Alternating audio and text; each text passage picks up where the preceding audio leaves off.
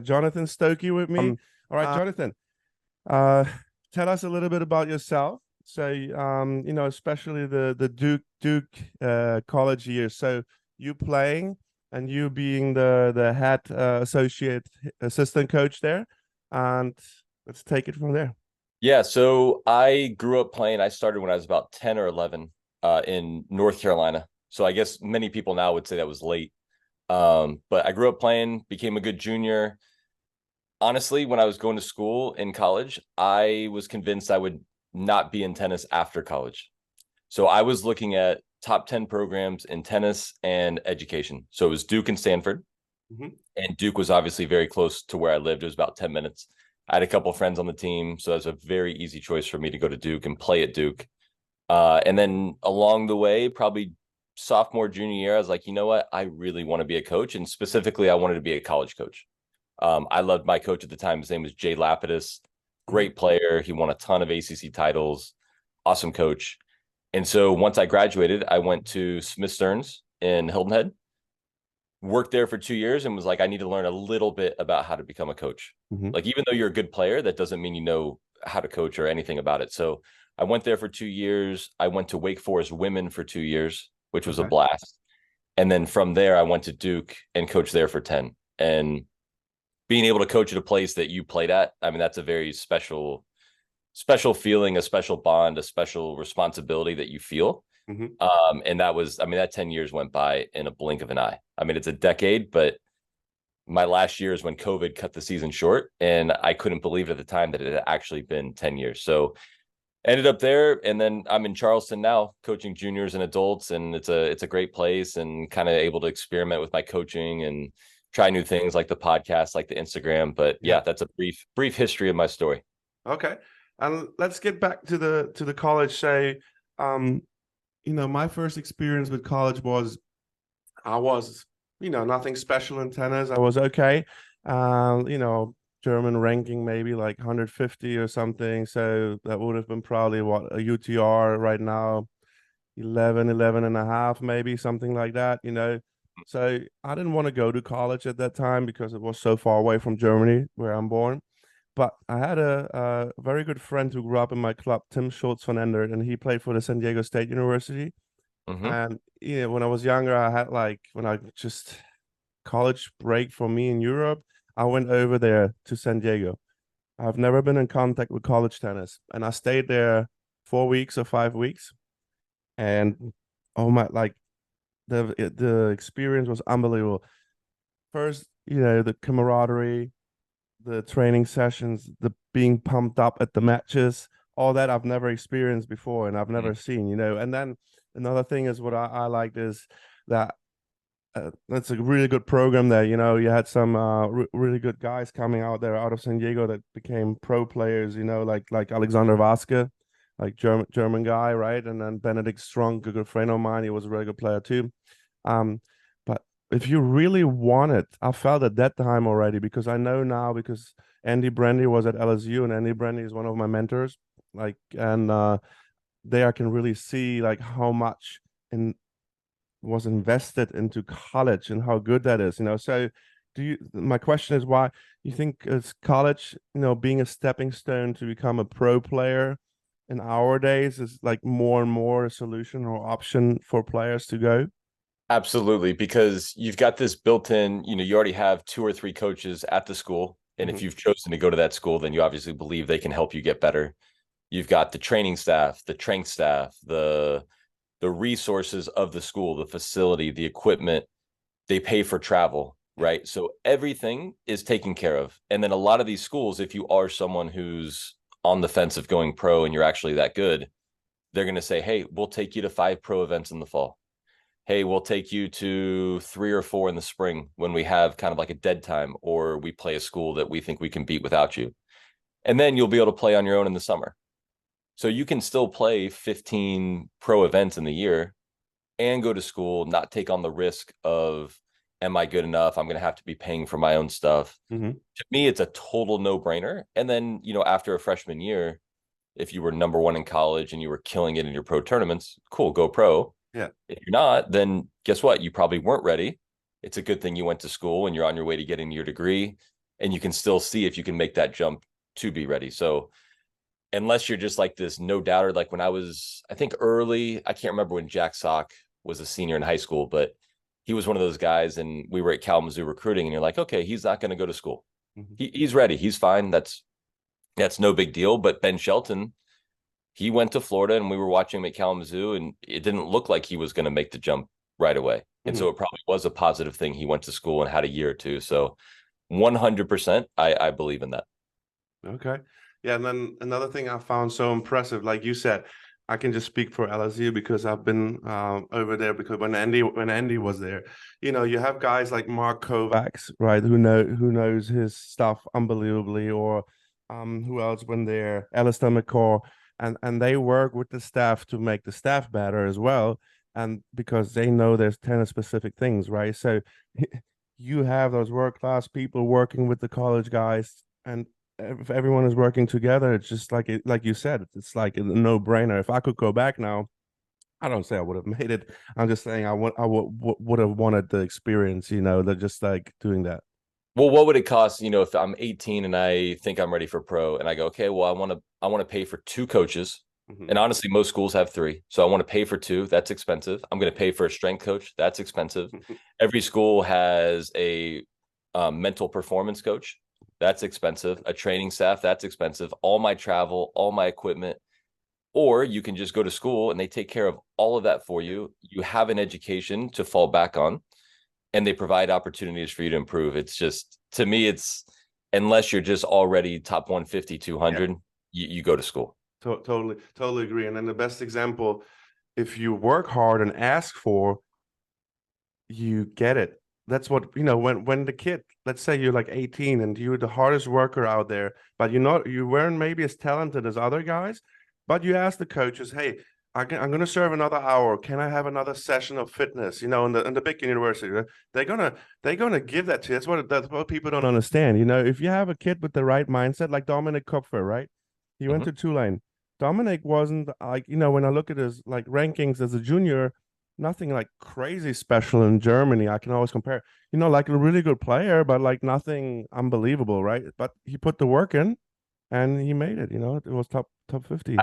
I have a cool story. Jay Lapidus, so his son, Uh-huh. Jason, like when I was playing, he was 3 or 4 years old. So I graduated from Duke '06. And then when I came back in 2010, whatever, he was like a sixth or seventh grader. I'd go and watch his middle school basketball games. Didn't really play tennis. Hmm. And when he was coming to school, he said, well, I'd love to walk on the team. And we had a spot. And so, honestly, at the time, it was almost just like, hey, because we like you, we'll let you Hmm. come on and be a part of it. Hmm.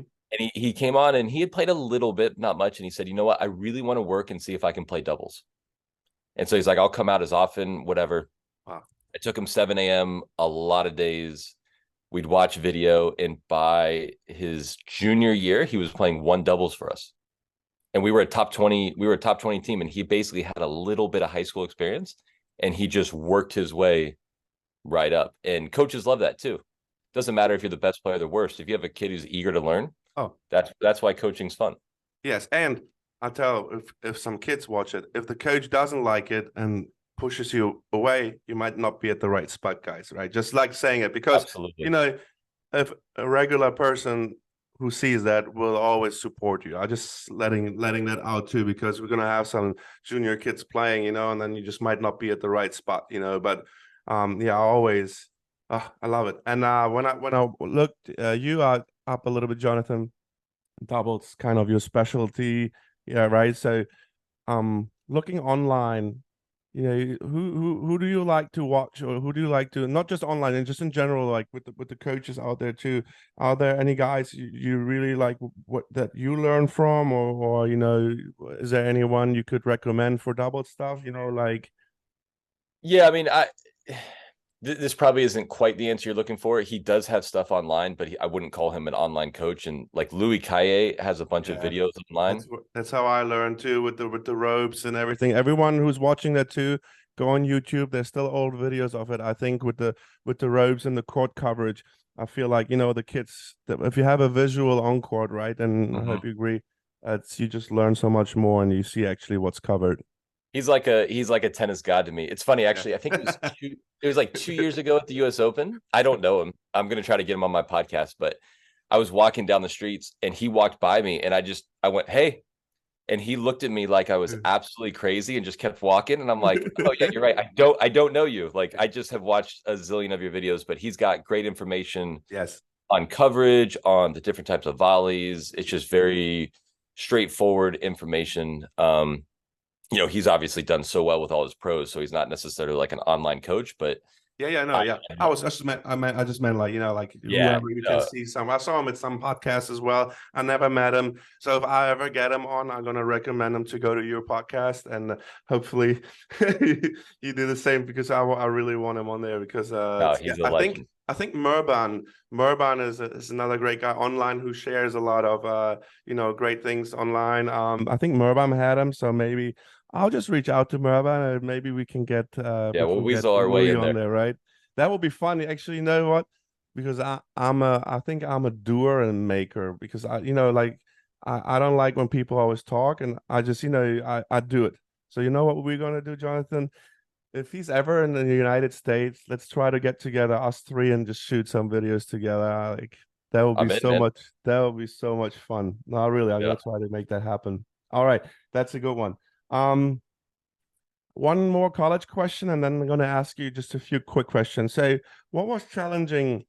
You say you've been a player, right? When you go to college, it's still there that the kids like to party. It's just like, they get wild, and it's very important, what I found with Andy, to have the right balance of like, you know, using the whip and letting go, right? So learning that Mhm. stuff. And as a player, it's totally different than a coach. So what was challenging for you being a coach, coming from being a player at the same university? Like, I think that's Mhm. even more like special. I mean, once you get older, so I was 26 to 36. That's how old I was during my 10 years though. So I started off pretty young. But by the end, you start to learn more things as a coach and get more perspective. And you go, man, these are things I wish I knew when I was 18. Mm-hmm. But it's very difficult to make the 18-year-old see it from Mm-hmm. your vantage point. So that's a massive challenge. I actually had a senior one time at the senior dinner, and he was a little bit of a screw up his freshman and sophomore year. And by his junior and senior year, he was awesome. Mm-hmm. And I asked him, what could I have done differently Mm-hmm. to have Wow. sped that up? Wow. And he took like 5 seconds and he said, nothing. He said, I wasn't ready. He's like, when I look back on what you told me, he's like, it was great. I just wasn't ready to hear it.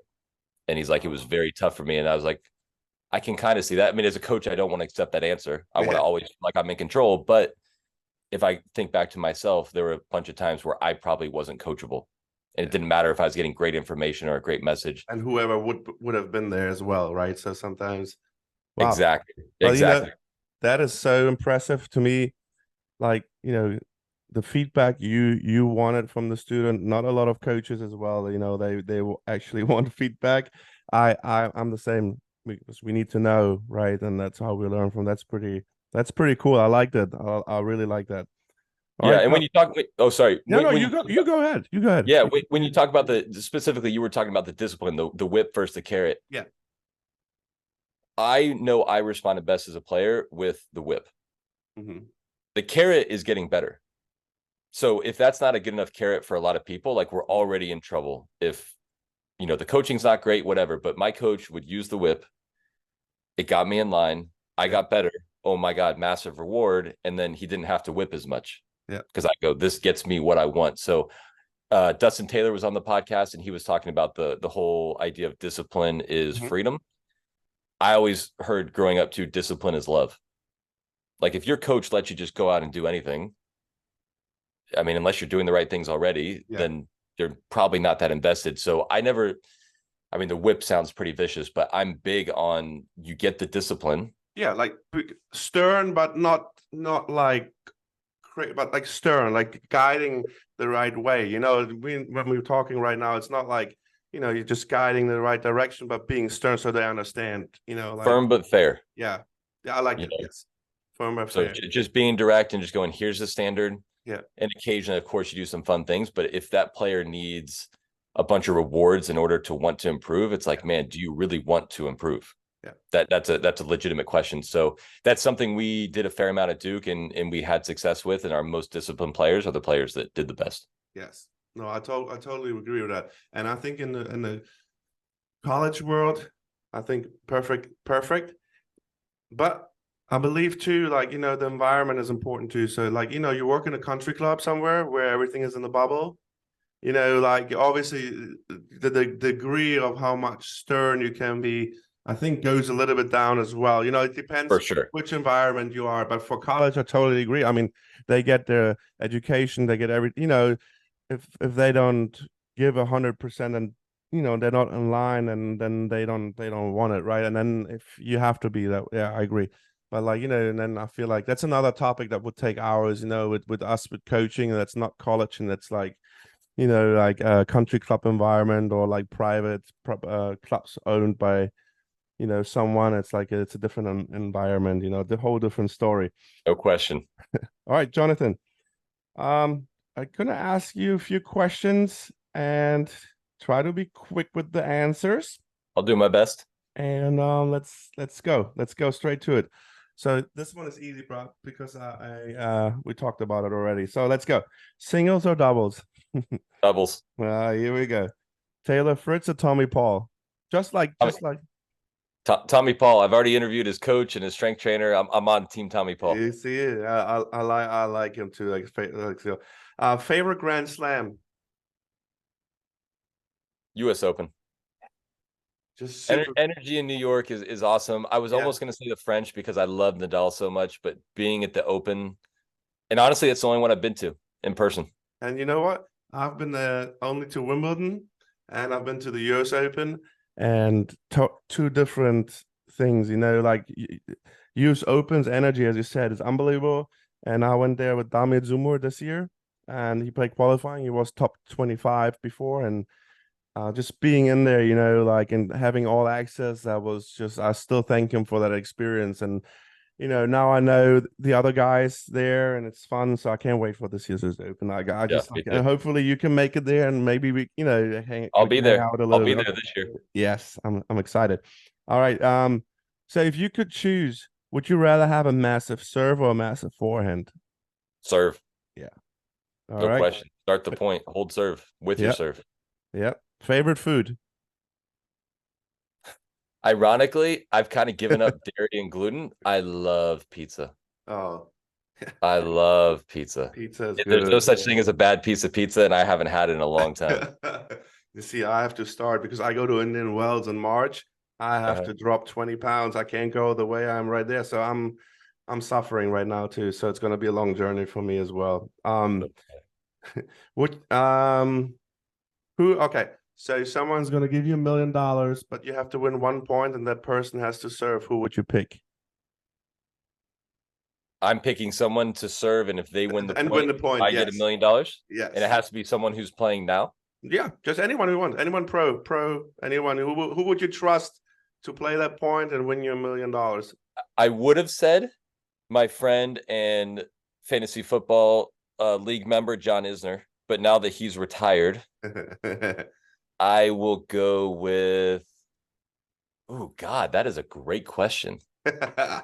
Take your time. Into in today's game, And yeah, there's no one that I like love. Honestly, this is I'm gonna want to change this later, but the way I watched Medvedev serve against Alcaraz at the Open and Mhm. going after a second serve, I like that style. And I also don't think I don't think he cares. Like he's just so loose. So he would get that first serve in and win you that directly. Maybe even if he didn't, maybe he's just gonna go after his second serve again. I All kind of right. like it.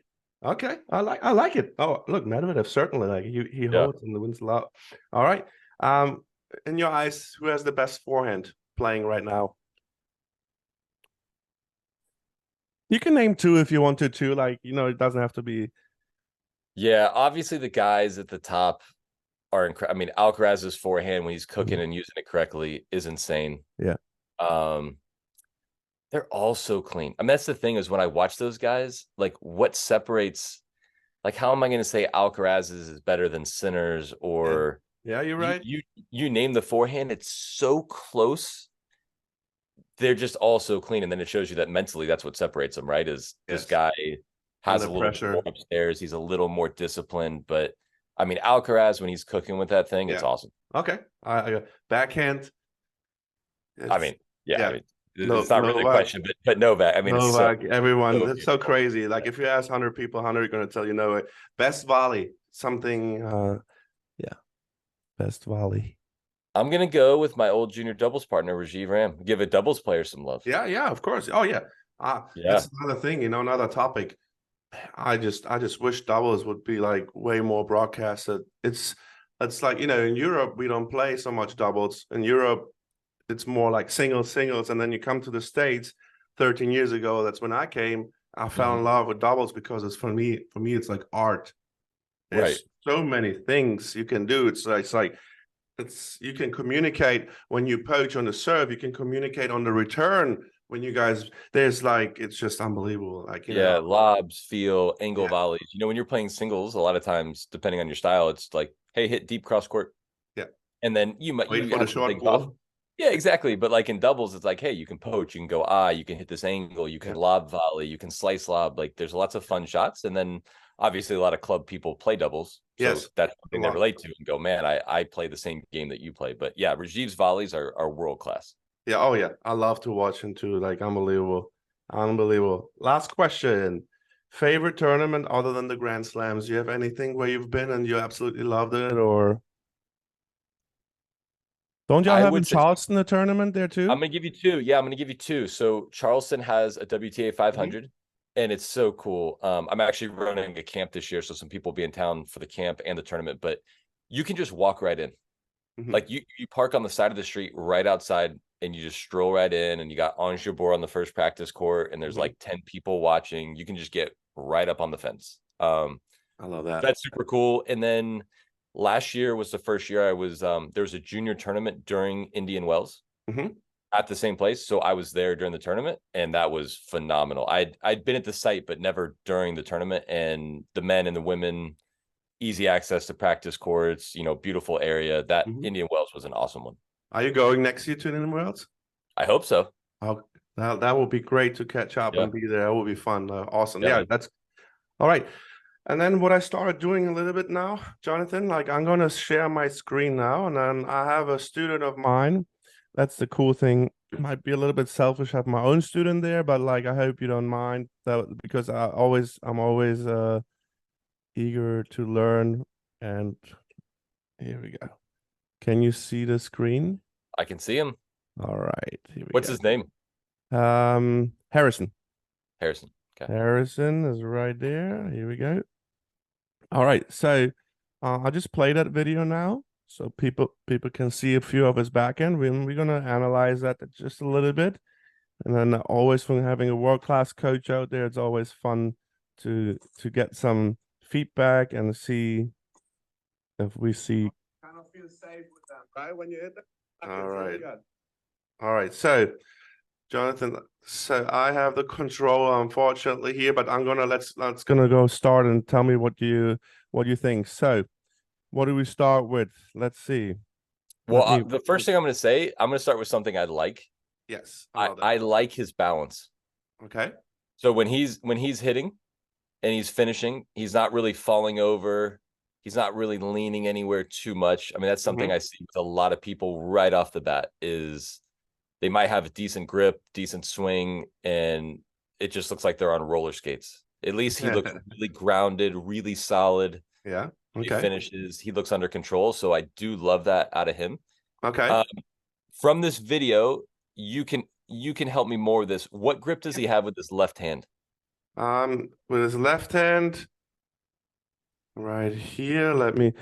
I mean, like he's supposed to have with the left hand like a lefty. I want him to play with a lefty Eastern, like like Yep. you would have left. The top hand will be the forehand hand, so I want him like to be like Eastern there. Sometimes I feel like he grips a little bit too much around.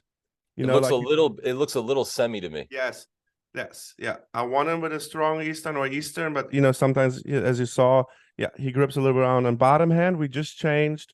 The bottom hand was too far like this, so Mhm. we changed it. I try to change it to a continental, which he's trying to have there. But yes, I agree. I personally, like to have the top hand Eastern because I feel like you can maneuver the ball better. So, Absolutely. And the reason I asked that, so the two main things that I yeah, would say about his backhand, if you go to contact, yeah, if you can freeze around contact, it looks super crammed to me. yes, yes, You're getting like claustrophobic just looking at that. And sometimes, like if his grip was very far over, yeah, okay, maybe grip is why he wants to do that, but he's very tight to his body. I think if we yes, were looking straight down the line, he could probably be like 6 inches farther from his torso hitting that ball, better extension. yes, and that's what I tell him. When obviously the grip determines to a high bit, where your contact is going to be. So if you have the top grip more like to semi-western western, your contact going to be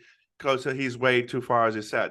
So that's Mhm. one thing for sure. And I always tell them, your ideal contact is like kind of 45 degree. I always use like diagonal kind of in front of you, right? So I Mhm. try to show him always, where it's supposed to be. So maybe, and that's why I like doing this, maybe focusing a little bit on that grip a little bit more. Maybe that's going to solve a little bit too, like to have his contact a little bit more out and in front.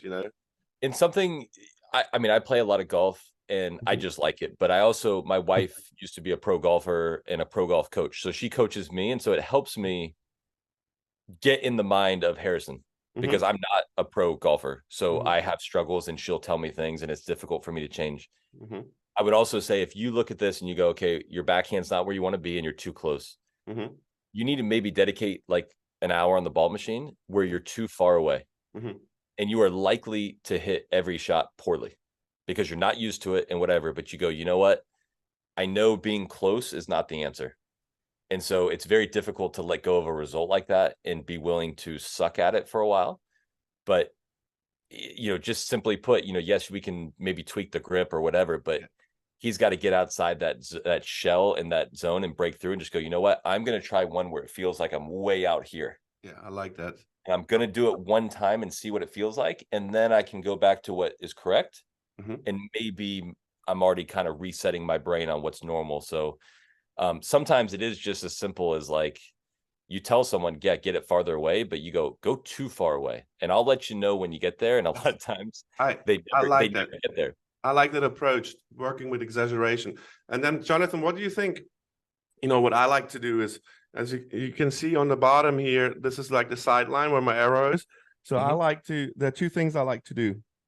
Um, I like to feed the ball as good as I can. I'm gonna straight to that line so he has a visual. So like you said, I'll positioning him. I'll show him where the ideal contact point will be, and I Hmm. let him stand there only first without moving up there. And I try to be as precise as I can to feed the ball along the line. So that's one thing. You think that helps a little bit, if I can get it right there and he's standing at the right distance and hits every ball to feel it. Absolutely. So that single sideline, Hmm. sometimes you could do it with the backhand here. So I'd have both feet in the singles court, Yeah, and then I will toss a ball into the doubles alley perfect. exactly where I think the strike zone is, and I'll say Yeah. you cannot step inside the doubles alley. Okay, great. I like that And so too. they'll step forward in a straight line, and whatever. If my toss ends up being too far away, Hmm. then the stroke looks bad. I go, hey, my fault, no problem. But at least you didn't step for, you didn't step across, you didn't get jammed, and then they start to feel that a little bit. Hmm. And obviously they're not moving, but that just gives them a feel for maybe what the right contact point would be. I like that too. And what do you think about what I like to do on the forehand side? Obviously, we see those videos where they catch with the left hand, Mm-hmm. on the other side. What do you think about just doing it with the right hand on the other side and then just catching the ball with the right hand and you self-toss yourself the ball at that spot and then it's more complicated to get the two-handed grip then, but I feel like too, just to catch it across your body, just triggers maybe a little bit too, to have the right contact. Yeah, that's not a bad idea at all. And when you look at him right here and you see how cramped that right arm is, Yeah. at least you're going to be getting more extension and Hmm. having him feel the idea of turning with extension. So yeah, I like that. Okay, cool. All right. Let's keep going. So, So he's close to himself, and then if you go to the follow through, yeah, yeah, so you freeze on contact, he's tight, and then you see this follow through, yeah. and This one is actually like, wait, I'll show you. I know where you want to go to. Let me give you I yeah, think that was the last one where it's like really jammed with the right elbow, right? yeah, Right. Yeah, Yeah. I mean that's like super tight, and Yeah. they're all in that range, right? And Yeah. all these things work together. Hmm.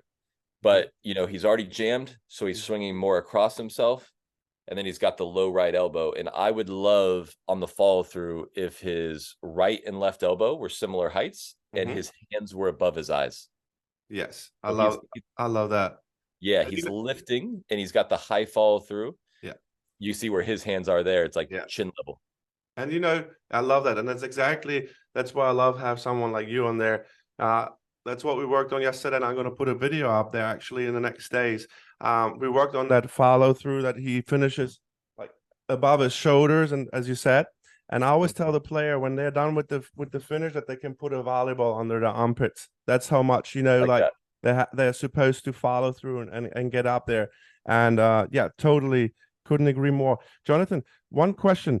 Do you what do you think about that? That's when at the ready position, hold on, like let me go through it one more time. So when the player starts off right here, right?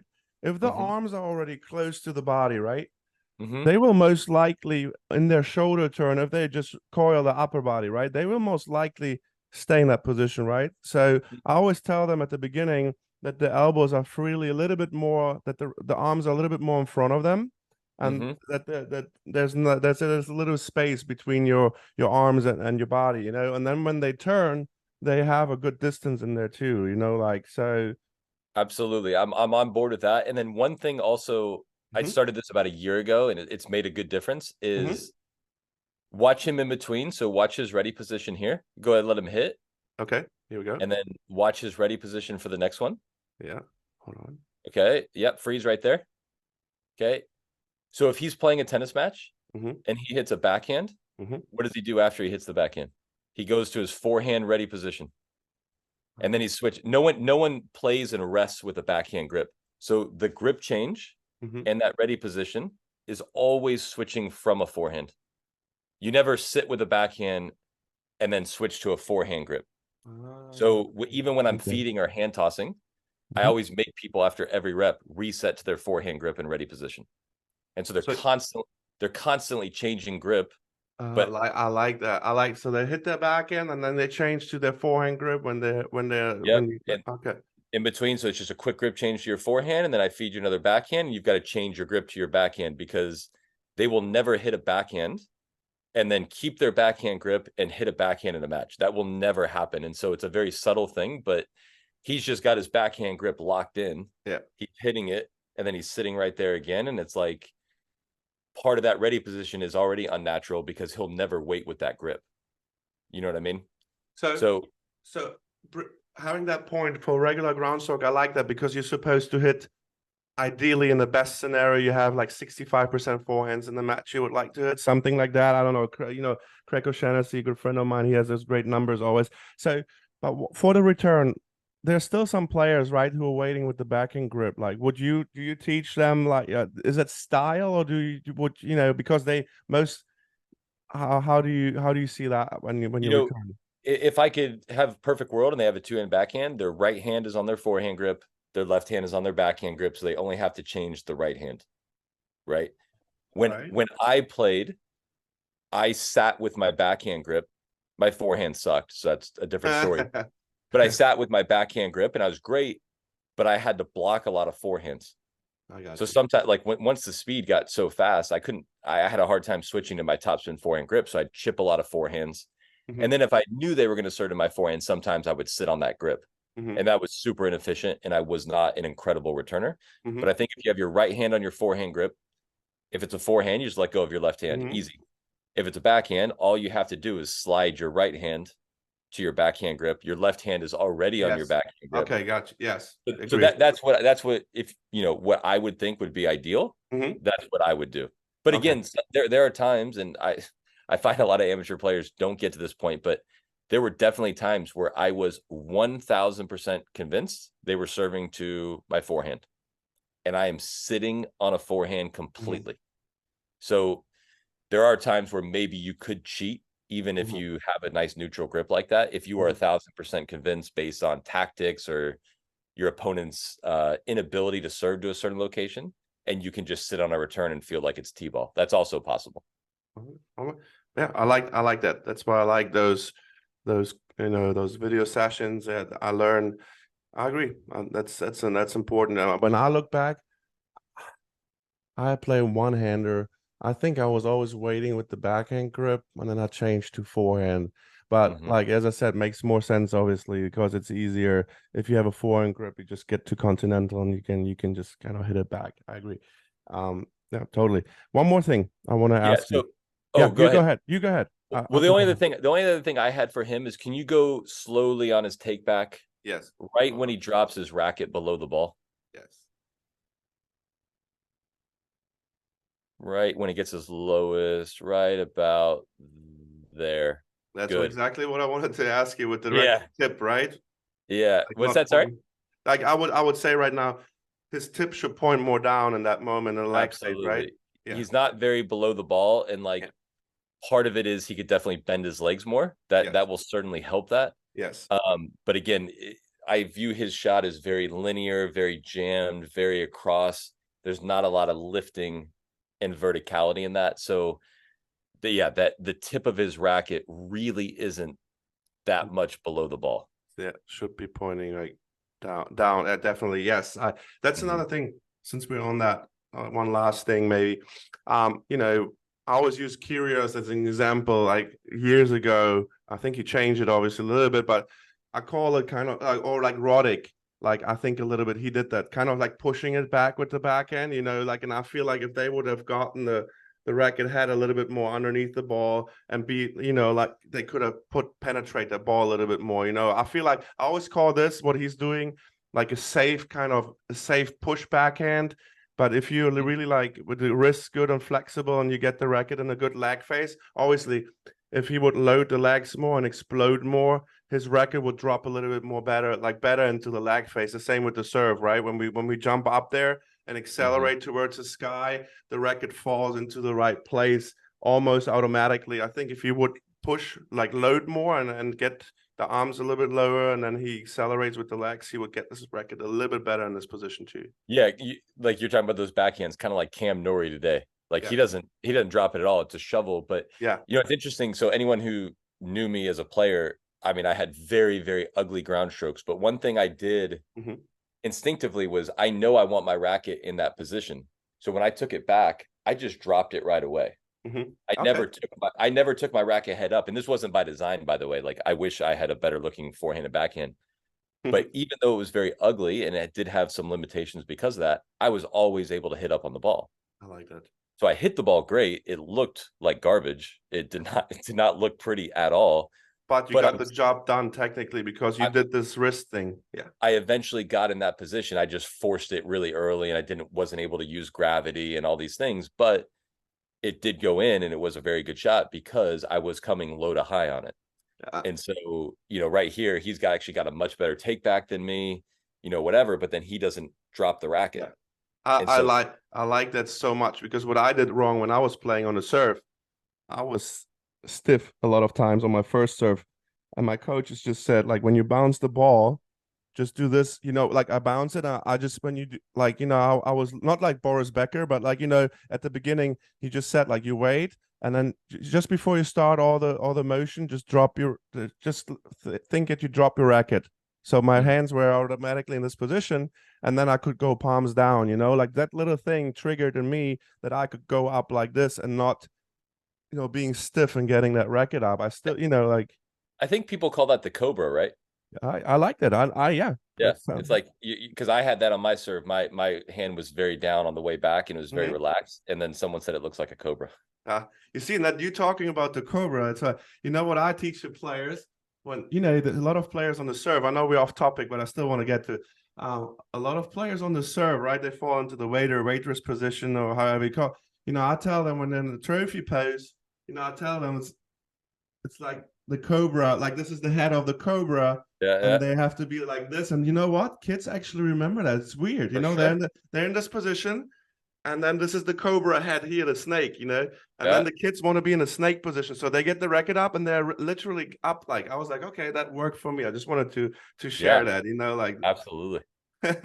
No, I love it. Yeah, overall, great back. And what I wanted to tell you is that's why I picked him too, because I worked yesterday on that. And as you told me, like with the follow through. So what I like to do is I like to put like actually a ball under his armpits.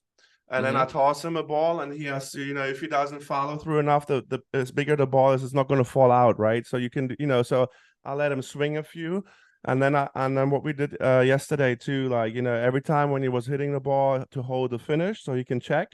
That's, I think, in my eyes is very important to go very methodically on there. So I Mm-hmm. dropped him the ball. He had to hit and hold his finish, and his butt cap. I always tell him his butt cap has to point forward, and both arms, like I can't do it now with the mic, but both arms are up, and yeah, so it looked better. I'm gonna show you later. I'm gonna send you the video when he did Oh, it like good. really good in the end. So no, but no, that's why I love doing those things. Yeah. So that was awesome, Jonathan. Thank you so much for doing this with me. I really appreciate that.